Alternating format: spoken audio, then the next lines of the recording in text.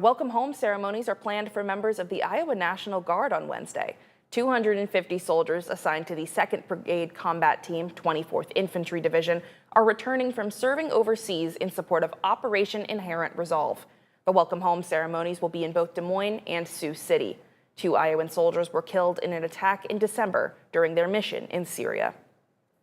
Last week, Emma Stroner spoke with a father about the mix of emotions that this homecoming is bringing up for families. Rodney Pavelka is 5 days away from seeing his son again. It's amazing. After 7 months of being over 6,000 miles apart. My son John decided he volunteered when they were doing Inherent Resolve. John's deployment is a familiar feeling. All the guys in my family have either served or attempted to serve. But that doesn't dampen a dad's worries any less. You're scared.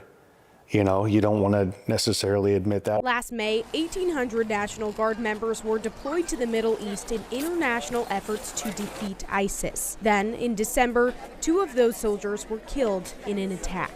The lone ISIS gunman took the lives of Edgar Torres Tovar and William Nathaniel Howard.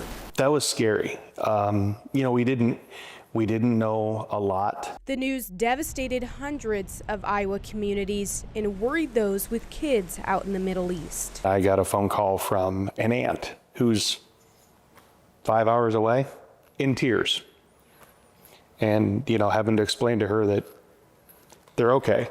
John's okay. Pavelka has accepted that John is putting his life at risk. You're signing on that dotted line, you know, could have to pay the ultimate sacrifice. But service in our family is important. And now John is coming back to that family. These are happy tears, you know, I mean, but yeah, I broke down right here. Here, Pavelka's church, the place he asked me to meet him at, and the place he leaned on the whole time. You pray for everybody, you know. They don't always make it. But they're coming home.